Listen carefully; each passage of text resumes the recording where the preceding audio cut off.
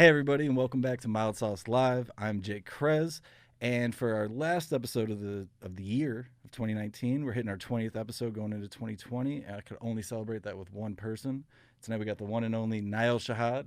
Hello. And the crowd goes crazy. That's where we missed our drop. But Na'el Shehade of Drama, a producer extraordinaire, been around the block a few times here in Chicago with the music thing. He's an old wise soul, a young wise soul. Excuse me. He's a very young wise soul that I've bothered for years, and so we got him in the studio tonight to talk upcoming tour, new music, and all sorts of other stuff. How you doing, man? Good, man. Thank you for having me. Yeah, sorry that was such a long introduction. That was amazing. It needed to be. It needed to be a lengthy introduction. Nice to you, Jake. So yeah, man. We first met back in 2012. Yeah. I want to say. Mm-hmm. Used to have the studio down on South Michigan Avenue. Yeah. What was it, 2241? 2248. Almost. Yeah. Man, I miss that studio. Yeah, that studio was very pivotal for a lot of people, I think. We were just talking about it right before we started about just having like that energy in and out of the studio. Yeah. But I mean, I was there the first time because that's where I did my first interview with Chance the Rapper. Yeah. First time I met Pat, first time I met Peter, a lot of those people. And at the time, like, your place was really a central breeding ground for that. Yeah.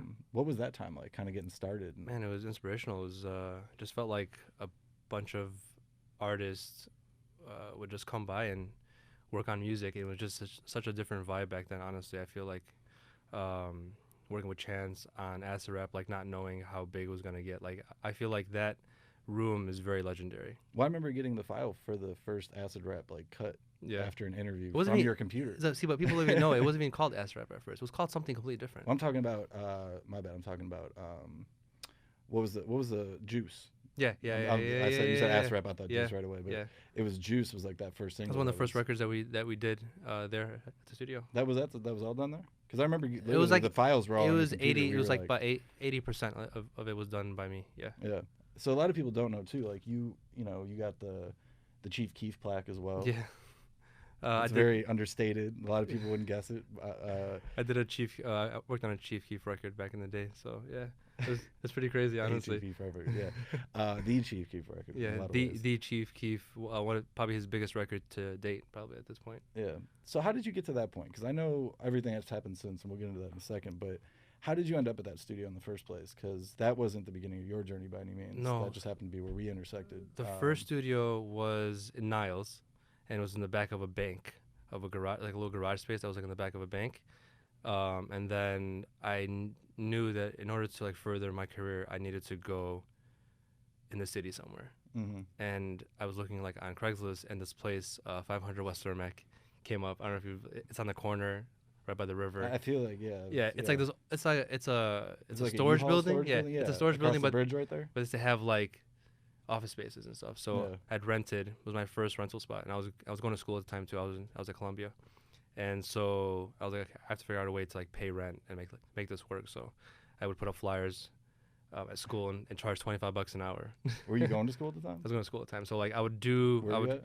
I was at Columbia. I Okay. did sessions. I'm sorry. I would go to class and then go back and record someone like every day just to make sure that I made the rent and stuff. Yeah. So So were you living in the city at the time, or were you still in? no, I was at home. So you're commuting from the city, going. To It the was a studio. sacrifice. Like, So it was either get a dorm in downtown and do all that, or get a studio and just drive back and forth. So That's it a was lot of moving, choice. is what Yeah, I'm saying. Yeah. it was definitely a lot. So, man, hour and a half traffic. I know the Oh, it was feeling, yeah. terrible, man. And so you do a lot of good thinking, though. I feel Huh? like you do a lot of good thinking. Oh in yeah, traffic. I mean you have a lot of time to think and be frustrated in traffic.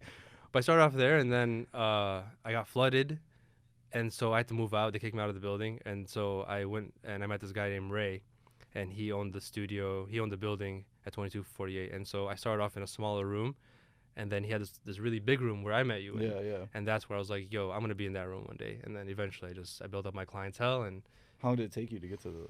took me like 2 to 3 years to like really push and make it happen. It was tough. It wasn't easy because I wanted that big room. I wanted to kind of expand my business, but it just took a lot of time and a lot of Yeah. effort, and I'm mixing a lot of crappy records. Was that like? But you like kind of paid those dues at that time. Yeah, to I mean, get into it? I've been doing this for a very long time. I started off, I mean, I was DJing at 12 years old. I bought my Okay. first pair of Techniques at 13. Oh really? Yeah. So I mean, I started like with house music and DJing, like in Wicker Park before like it was Wicker Park. Mm-hmm. The Silver Room had its first location there, and I just I would DJ by them. This place called I would DJ at Gramophone. I would DJ at Reckless, at like clothing shops in the area. So that's how it kind of started, and then I just kind of kept building. My attitude is just I just don't. It's a gift and a curse, is I just don't stop. Mm-hmm. I just can't give up. I can't lose that, whatever I'm trying to build at, because people put time limits on whatever's that they want to do. Like I want to build this and I want to do it like an X amount of years. I mean, you can't dictate that. That's true. You have to just kind of just work and eventually, and kind of like lie to yourself and say it's gonna happen. Like I always wanted to work with Kanye, Mm-hmm. and it ended up happening at some point. That was crazy. What was that? Yeah, I don't know. I think someone's breaking in. I hope not. So I've always wanted to work on like bigger records, and I always just thought and like lied to myself almost and say you are, and you did.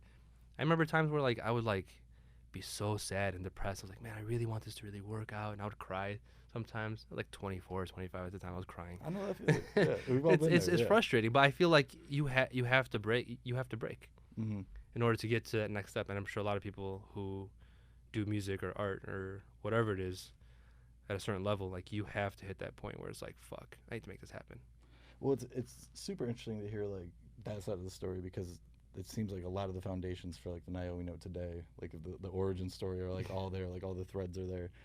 You still come back and forth between the city and the suburbs. You own a restaurant out in Addison. Yeah, opened up a restaurant, which is part of the reason why we didn't complete the Chance the Rapper like album. Oh, really? At my place. Yeah, so like it was like 80% done, and I Uh-huh. was like, I can't finish it because I'm building a business right now. So, I mean, everything was fine, obviously, but Yeah.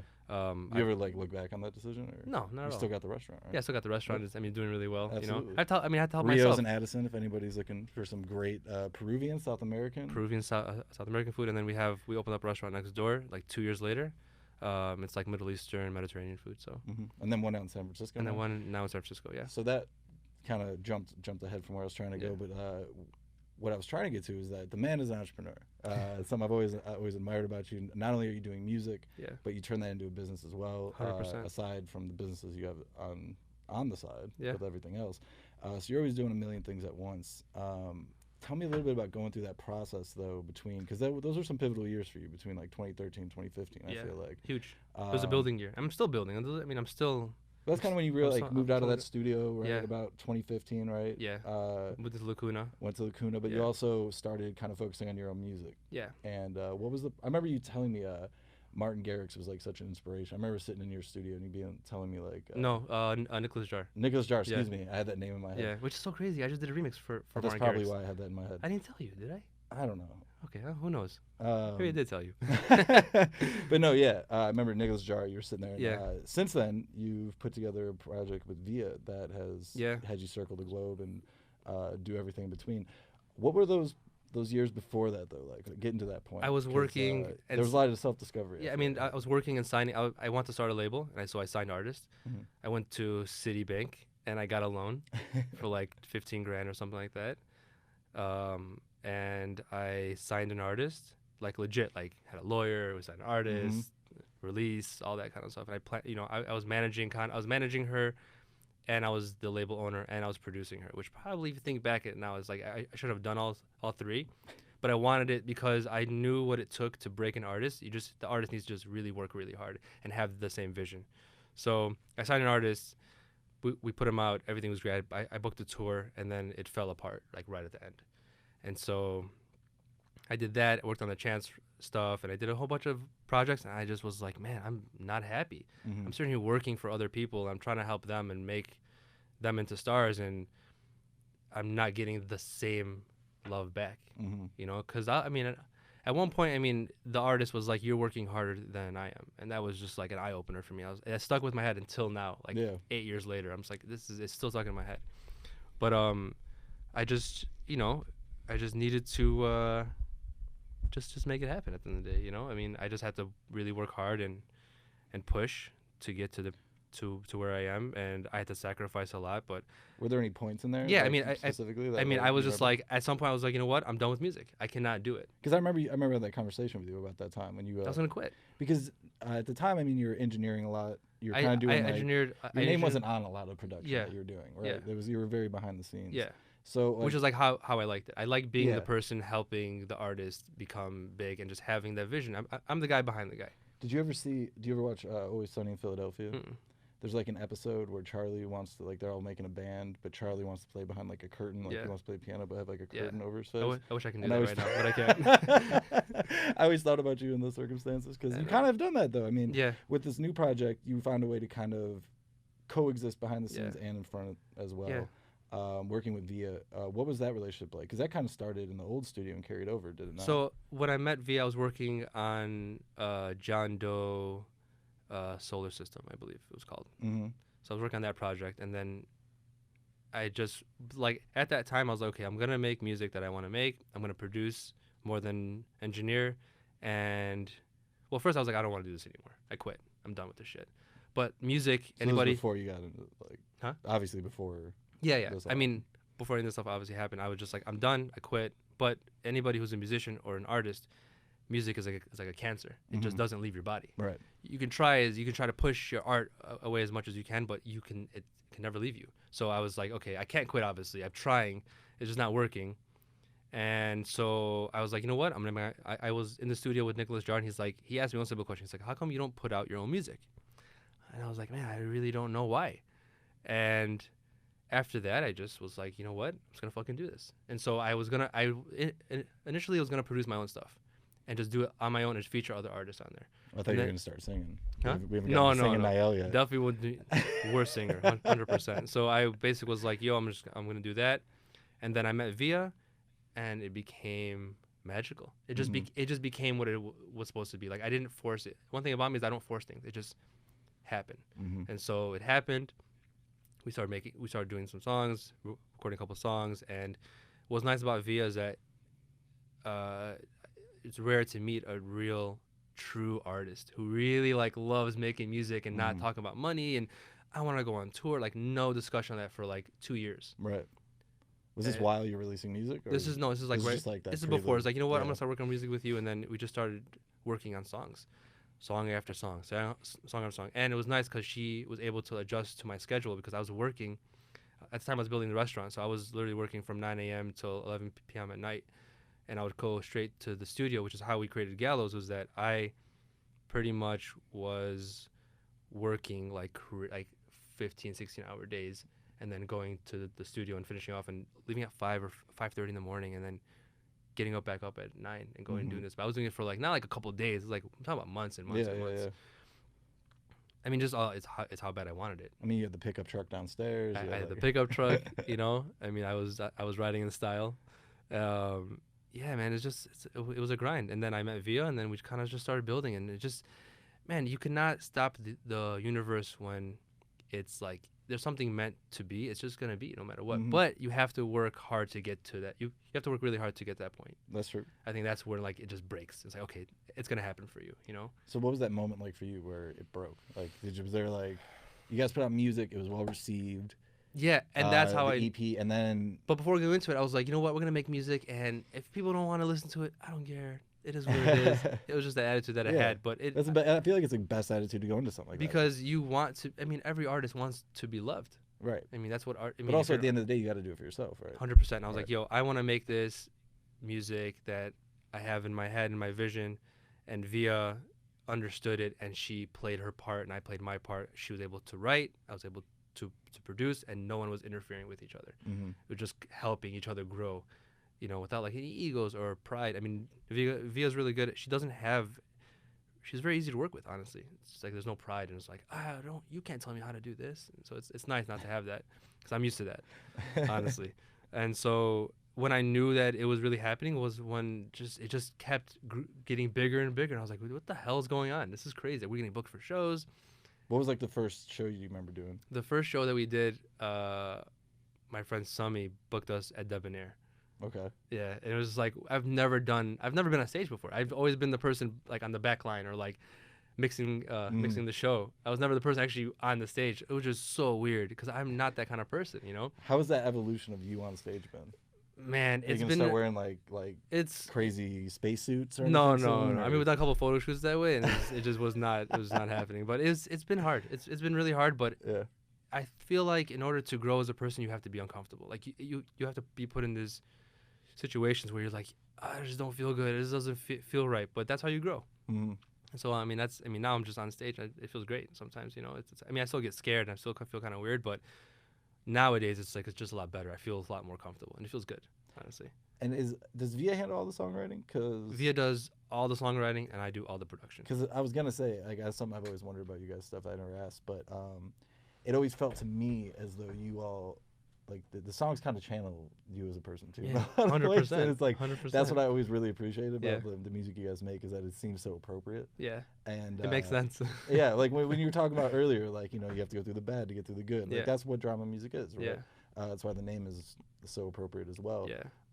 How do you kind of, like, how proud are you of this project and like what it means? And I'm so proud of the project. It Yeah. feels so good to see your art out there and people really like connecting with it. And you're like, man, I made this, and like the way I felt is the way like you feel right now. It's just it's crazy because I take myself outside of the equation and say, okay, well, how would I feel if I heard this song? Like, does it make me emotional? And I'm always trying to strike an emotion in a human. So it's like, hey, I want you to feel sad about this part because I take pride. I mean, people who are around me working on music, they know how much I care about it because I will put a simple sound for like a second or two, and you'll only hear it once or twice in the record, and that's really about it. Because I want to make everything special, and I want it to like, my job is to make Via's words as powerful as possible, and they are very powerful, but like in a production aspect where it's like, you know, you put like a guitar part here, or you know, whatever it may be, chord change or whatever it is. But like my job is, I'm a producer, and and the job as a producer is to make the artist and make the project as good as possible, and to make sure that I'm able to take what Via wants to say and make it sound great and make it big and huge, and you know, just make it amazing. That's the whole. That's what a producer does. So I mean, I'm always gonna be a producer. Making amazing. I'm just trying to make amazing shit because I really, really care. So, what's it like for you, like now making amazing shit and having that amazing shit take you on planes and go across the country? It's you amazing. Ever pinch yourself and like look back on that 24-year-old self crying and think, Yeah. like, damn, like you really did persevere. It's but like, it all makes sense. Like it all makes sense. And it's like, wow, you just really have to like do it. Yeah. Because I'm not the best musician in the world. I'm not the best producer in the world. I just have drive. And if you're driven, you're gonna get to where you need to be. Guaranteed. Mm-hmm. There's no other way around it. If you want to like build a house, or you want to like be a CEO of a company one day, just have to want to do it, you know. And people are gonna hate on you along the way and talk shit about you and think you suck, but that's just fuel. Sorry, I'm having mic issues over here. No, I mean, you've always been like that beacon for a lot of people, I think, around the city. How do you feel about, you know, coming back to the city now? You've you know, people take off. You kind of took off in the last couple of years. Yeah. What's it like when you come back and you see where the artistry is in the city? It's something we were kind of touching on a little bit, and something that has oddly been a thread through this whole series.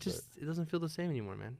How so, though? It just was a community, and I feel like you saw people's faces more. I feel like you saw people's faces. It was like people were really out here making music, and like, you know who was playing, you know what was going on, who's dropping next. Like, you felt who was gonna, you know, who was doing it. But now it just doesn't feel that way, honestly. Everyone kind of like, it's crazy because before, like 10 years ago, people were going to like, you had to go to like Atlanta, you had to go to New York or like LA, and then that whole thing stopped. And then you were in Chicago, like Chance is the biggest advocate, but like his success cannot be repeated. Like, it can be, you know, duplicated or replicated. And so like that's a conversation of itself. Yeah, I mean, people. You know how many times I've been in a studio or in a meeting, Chance the Rapper, he is 1 in a billion. Well, I mean, he even addressed it. Like, he was on The Shop with LeBron James. Yeah. I just watched that last night. Yeah. He addressed the same thing. Like, he said, you know, you should do what's right for you. It's not, I mean, his situation is his situation. Like, yeah. But I feel like, it did kind of like put a little bump in the road. But I mean, do you feel like we're just getting old? Maybe we're not. No, because I mean, the buzz just isn't there. I mean, because I still go check on Fake Shore Drive once in a great while, you know, and it's like I don't see anything that's like, this is good. Right. No, I mean, like where the Chance is, where the new drama group's at, like where the Vic Mensa's at, like you don't see those things. Like the Alex Wiley's, like these artists were like staples Yeah. in the growth. I don't see that. All you see is the same shit. Hear the same shit. It's like everybody. It's one thing is certain. They all want to be famous. Mm. What about the art? You cannot be famous without the art. If you're an artist, you have to make dope ass art. Well, we were talking about like monocultures too. Yeah. And like on the last episode with Kevin, like talking about like the prevalence of social media and everything, kind of making everything like smaller. It's supposed to make it bigger. It's I know it's it's such kind of the irony of it it's, all, right? it's super ironic, honestly. But like the internet's it's a tool, but I feel like artists have forgotten what art is about. Mm-hmm.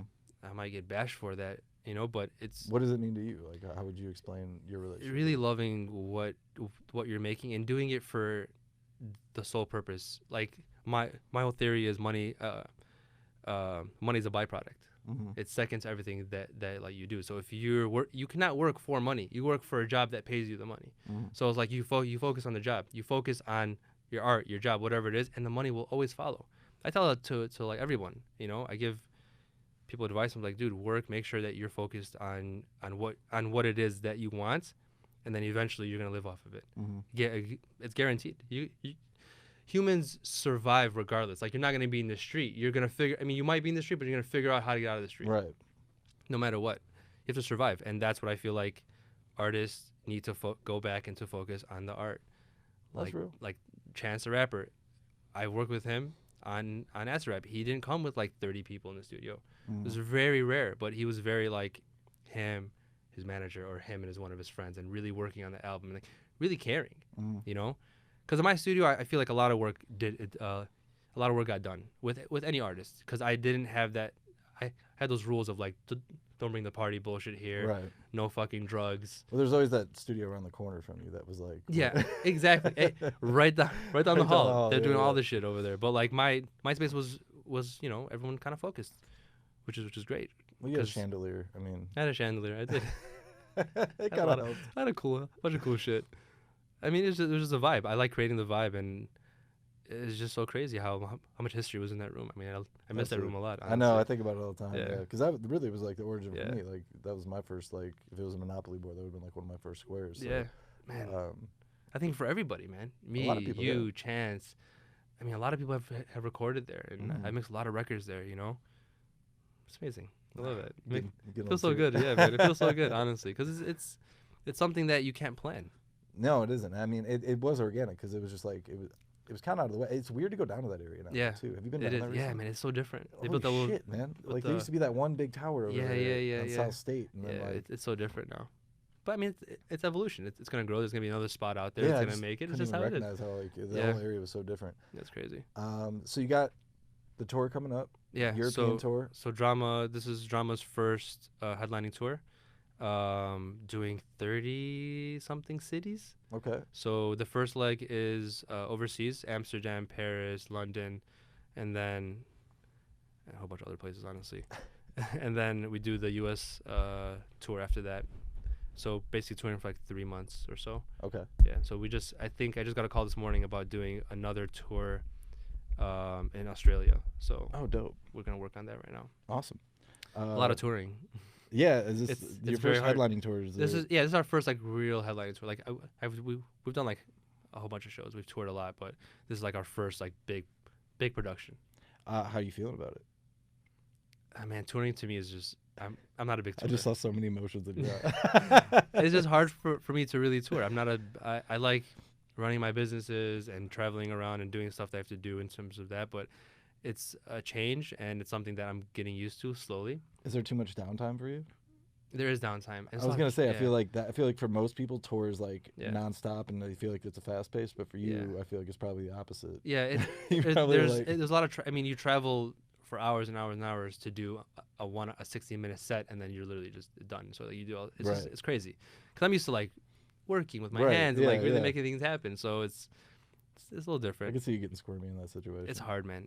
That's probably been the biggest adjustment. Most people get burned out. You're like not having enough. I was like, I need to do something else, Like while I was on tour, on the last tour, we went on tour with SG Lewis, and I was building a Airbnb house in Pilsen while I was on tour. So like I would come back and work on the house and go back and forth. But I mean, it was complete like gut rehab. Sorry, and so, I mean, my thing is Just got it done, by the way. Congratulations. Thanks, man. It took a lot of time, a lot of money, but You just heard that in the breath. it was good. It was definitely good. But like my thing is, I can really do anything at the end of the day. I mean, I can achieve it if you really put your mind to it and you have really good people working around you. It's 100%. It's gonna work. You just have to have good people around you. Like I would not be where I am without the people who work with me and for me. Honestly, it's the best because they help you achieve your goals, and then you help them achieve their goals, and everybody's happy at the end of the day. You know, you have to be fair with people, and and give them what's deserved, and you just have to build on that. And that's how I was able to like build myself up, is being able to like help other people up. Mm-hmm. Like I always use this thing of like I like being used, but I hate being misused. Like I like that quote. Everybody needs to be used in life. You want to be used. I tell people like use me, but Like, don't put to misuse me, use. dog. Yeah. Please. So that's important, I guess. Okay. So anything else coming up in the next? You got Tour, a birthday coming up. tours Capricorn coming up. Gang. Birthday's coming up. We have an album that's coming out February 14th. Singles dropping mid-January. We just signed a record deal with Ghostly Records, independent label, Yep. out of Brooklyn. We could have went the major route, but because I'm a businessman too, so and I Yeah. have my brother helping me out with like management and stuff, and I just didn't like how much they wanted, Mhm. and I didn't feel like it was fair. So, which is nice that Via trusts me with like making these kind of decisions, and I have her best interests, obviously, because we're in the band together. But just not giving up a lot was like a thing. I was like, I'm not doing that. No, I could imagine. You know? I wouldn't want to have been in that negotiation. With you, Yeah, to I be was like, honest. yeah. I mean, it was some major labels out there, and it was some interesting conversation, and some of them were flying around, following us around the country Really? to like sign us, and I was like, and I just see like with me, I'm very blunt. Mm-hmm. At the time, we were being managed by someone else, and he's like, you always have to leave the door open, and yes, that's true, but at the same time, to be honest with people, say this is what I'm never gonna give this up. Right. So if there's something else that you want to discuss, cool, but if not, then it is I what feel it like is. that's a good way to go too. Just have to be direct. People appreciate that. But I mean, with all that, we ended up with a really dope ass label right now, who lets us kind of do our thing, and they support us, and they're like, it's really about the art, and they do such great merch and all that. So That's what's up. it's a good partnership. Awesome. It's a partnership. It's not like a deal. You know what I'm saying? You are fucking ridiculous. It's different. It's a business, man. It is a business, 100%. Well, shit. I don't want to keep you too much longer. I But appreciate your time, man. Thank you so much. Thank you so dude. much for coming on the show. Thank you. Na'el has been a huge influence for me here. If you guys have a chance, stop by the studio, listen to the music. Yeah. Hire him to do some promotions, Or get branding, some food. yeah. He does everything, man. I appreciate it, man. Thank you, Jake. Absolutely. This has been the end of the year episode from Mild Sauce Live. What We'll an be honor. back again 2020. My man. Thank You, you, sir. bro. Appreciate You're the it. best, man. All right, we'll be back again soon. Thank you, guys. Peace. Mild Sauce.